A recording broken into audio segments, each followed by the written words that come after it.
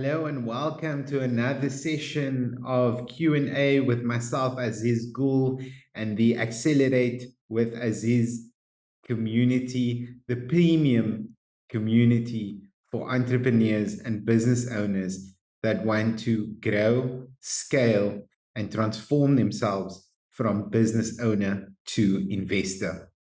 And so tonight we have a really exciting topic for you guys, which is business model. Hey, Ralph, thanks for joining us. Appreciate it. Tonight we're going to be speaking about the topic, do you have the wrong business model? Right? And I've had lots of conversations with clients and fellow entrepreneurs this week. And the question that keeps coming up is, am I using the right business model? Or am I leaving money on the table? And to answer that question, I want to use tonight's 30-minute session to go through with you 7 of the most popular, tried, and battle-tested business models for you to understand and see if you are using the correct business model in your business or if you are leaving money on the table. So, without further ado, the 7 business models that we are going to be covering in tonight's session is number 1, product, number 2, service, number 3, shared assets, number 4, subscription, 5, lease or rental, 6, reseller, and 7, agency. So these are the 7 business models which are tried and tested in the marketplace, and one of the business models that you should be using in order to monetize whatever it is that your offer is in the marketplace. And so I want you to take this list and compare it against what you're currently doing in terms of business model to see if you are using the right business model in your business. So the first one we're looking at is product. Now, before we get into product, I just want to give you guys a bit of context here in terms of what is value in a business, right? So a successful business is created to deliver value, right? And the world is filled with opportunities to fulfill people's wants and desires. And your job as an entrepreneur is to find a way to capitalize on these opportunities. And so a viable business model is one that allows a business to charge a price, and ideally a premium price, for the value that it's creating in the marketplace. Oh, I'm sorry, we have a bit of a technical glitch here. Let's just wait for that to get sorted out. 1 second. There we go. So you want to be able to charge a premium price for the value that you're creating in the marketplace and bring in enough money to make it worthwhile for you to continue operating over time, right? So whatever business it is, whatever it is that you're offering, you must be able to satisfy the customer's needs, number 1, and number 2, be able to deliver quality in terms of the expectation, right? So value is, of course, a very subjective thing, right? The concept of value, it excludes things like moral judgments and the intrinsic worth of what you're offering, right? So I'm sure we could all agree that, for instance, human life is more valuable than sports, right? But some professional athletes make more money than the average brain surgeon, right? So this is how subjective value can be in the marketplace and the premium that we can charge for that value. So, I mean, this is ultimately the core building block of any business. And we need to consider the different business models in the way that we deliver that that value to the marketplace for a return. So starting again, number 1, product. So a product business is a tangible item, right? And so the idea here is to produce or manufacture an item of reasonable quality that meets the expectation and the need of the customer, but at as a low cost as possible, right? And then once the item is produced, you're then able to sell as many units of it as possible for the highest price possible. And that difference between the cost of manufacture, which should be low, And the retail cost of sale, which should be high, is of course your profit. And so one of the benefits of this is that it's very easily duplicated, right? You can make many of the same thing once you figure out what your kind of manufacturing model is. And you can reach economies of scale very quickly. But of course, there is the matter of upfront cost. And the other con is that obviously you need space, storage for inventory because it's physical product. And that increases both your capital cost and your operating costs.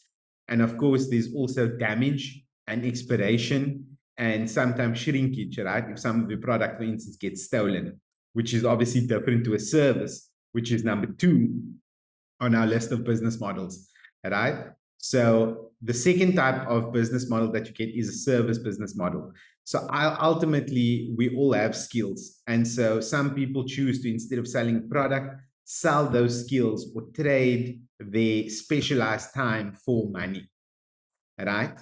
And so the thing here is that lucrative skills are rare skills. And the more general your skills are, the less you can charge for them, right? So if your skill is in high demand and very few other people have it, you can charge a premium in the marketplace for that skill because you are able to deliver something to the marketplace that people either don't want to do themselves or they don't want to spend the time learning, right? And then, but the con here is that most coaches and consultants, for instance, that operate in the service space don't charge enough for their services, or they are in such abundance that many people have the skill and then it's not as lucrative, right? And so the interesting thing about these two is that if you have a product business, a successful product business which has traction, right? That is your core business, but you're leaving money on the table by not, through the service business model, introducing people to that business, how they can get into that business and how they could achieve similar results through your coaching, mentorship, and consulting. And so if you're doing a product business without delivering a service business through your unique skill set, which hold a premium in the marketplace, you're leaving money on the table. And vice versa, if you are in the service space and you deliver a service, but you do it on a one-to-one basis, and you don't figure out a way to package and productize your service in a way that you can do it one-to-many, in a way that you can scale it, in a way that you can turn it, for instance, into a digital online course that you can sell over and over again with economies of scale, then you are again leaving money on the table. And so I push the question back to you again. Do you have the right business model? And are you creating maximum utility of the business model that you have? Right? So the third type of business model that I want to get into with you guys are shared assets. So a great example of shared assets is, for instance, a gym, right? So a gym buys things like treadmills, ellipticals, free weights, bikes, and then they figure out a price point to charge customers enough so that they can maintain that assets and equipment, but at the same time turn a profit before they need to replace that equipment, right? So the pro of this business model is that people get access to lots of assets that they otherwise wouldn't have access to, or it would cost them much more to purchase those assets themselves, right? And people are willing to pay for access at a premium, right? And get the social benefit of community, right? The con of this is that because they don't own the assets, customers have little incentive to treat the resources well. And so oftentimes the maintenance burden of the assets is very high, right? So this obviously is more scalable than trading time for money in a services business, but there is high wear and tear on the assets that you buy. And so they need to be quite durable in order to maintain their value, and you need to spend lots of money to maintain them so that they hold value. Then the fourth one is subscription model, right? So subscription model is a type of program where a user pays a recurring fee to access certain benefits, right? These benefits could include the the recurring provision of different products and services, right? But the difference here between subscriptions and shared assets is that your experience with product or service isn't affected by others, right? So in a subscription, the business is serving one-to-many, but the client is receiving one-to-one. Whereas in a shared asset business, the client is sharing that asset simultaneously with other clients, right? So when you're evaluating your business, look at what you're doing right now.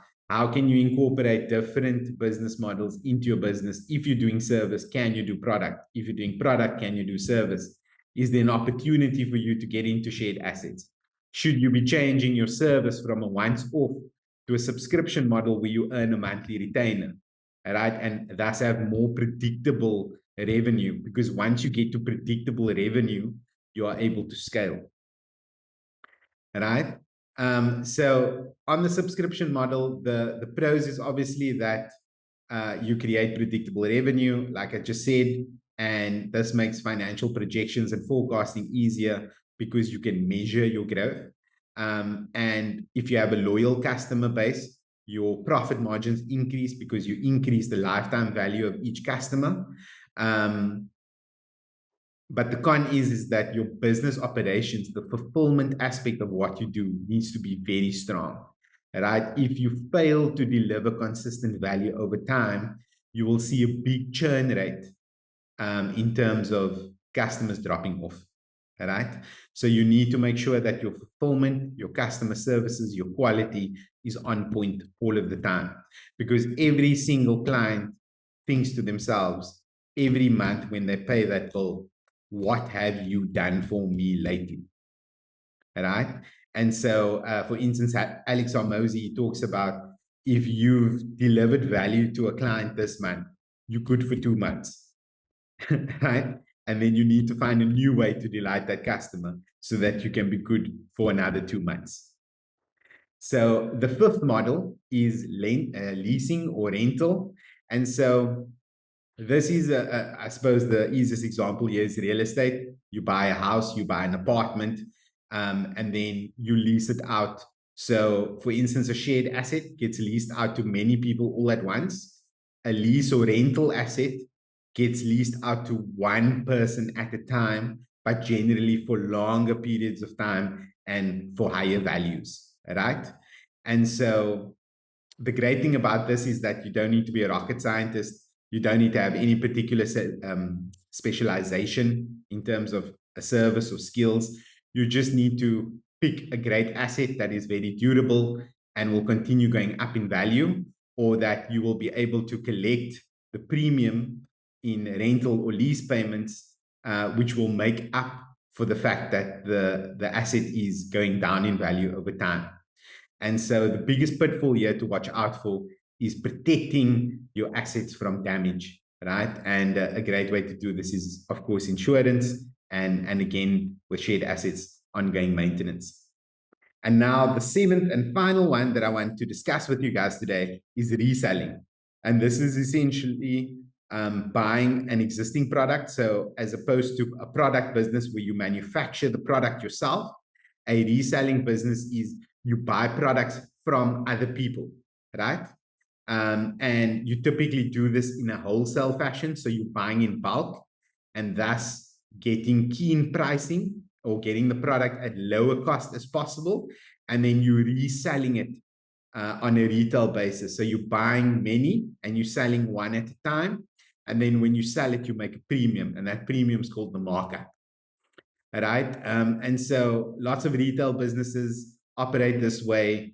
You know, for instance, you buy bottled water in bulk for 10 cents a bottle, and then you have a customer willing to pay $1.50 for that same bottle of water. So it's a great model, except you need to be very aware of what's going on in the marketplace, what products are in trend, if you want to be able to push the most volume on the retail end of the business and not get stuck with dead stock, right? And so the key in this business is really being able to get access to quality products at a low cost, right? That's what makes the math work. And obviously you need to be very kind of aware of the fact that you are holding inventory of lots of stock. And so you need to be able to manage your sales cycles effectively, right? And then there's one more that I want to cover today, which is agency. And so this is when you promote other people's products on their behalf. So you promote assets that you don't own. And when you make a sale, you make a commission on that product or service, right? And so this can be very lucrative because, as any high ticket closer will know, you are not putting up any upfront risk. There's no capital cost, there's no op cost. You don't own the product, you don't need to maintain it, you don't need to hold inventory, you don't need to worry about damage or maintenance. But it does require that you are resilient and resourceful, because you only eat what you kill, right? And so you need to be that connector, that relationship manager that brings together the buyer and the buyer and the seller successfully in order to make your fortune. A great example of this is, for instance, a sports agent who promotes players to teams and then gets a percentage of their annual compensation. So this can be highly profitable. And if you have lots of connections in your industry, for instance, in publishing or acting or advertising, this is a great venture to go into at very little financial risk to yourself. But again, the con is you only get paid if you seal the deal. So you have to be able to live with some uncertainty. And so, as I've spoken about you guys before, every level is a different devil, right? So when you're under $1 million, you're focusing on selling one thing one way, right? So you're choosing a singular business model, whether that's product or service or lease or agency. And you should do only that one thing until you get to that first $1 million. But what got you to $1 million will not take you from $1 million to 10 million. And so you need to be able to do things differently. So to get from $1 million to 10 million, you need to sell one thing many ways. And so you need to explore other business models. If you're doing product, can you do service? If you're doing service, can you do agency, right? If you're doing product, can you do reseller? And you need to be able to map this out and see how you can maximize multiple revenue streams, essentially still doing the same thing, right? And that's about diversifying your revenue lines or the business models that you operate in your business in order to ensure that you don't leave money on the table. And so once you get to that 10 million level, it's then about understanding how you sell many things, many ways, right? And so now it's about, not only focusing on your core business, but how can you not only diversify your revenue lines, but your offerings, right? So instead of selling one thing many ways, you're selling many things many ways. And that's how you get to the next level. So depending on where you are, always focus just on where you are, right? Because if you try to do what people are doing in the level ahead of you, sometimes, we follow different mentors, different philosophies, different frameworks, but those are not relevant to where we are right now in our business. And so if you operate like someone in the wrong level, then you will not get the results you are looking for, even though you're doing the right things, because the right things for them may be the wrong things for you. And so that's why it's really important that you connect with an advisor or a mentor, someone like myself, that can create a bespoke action plan for you based on where you are right now in your business and the activities you need to be focusing on to generate the biggest return on your investment in your business and in yourself.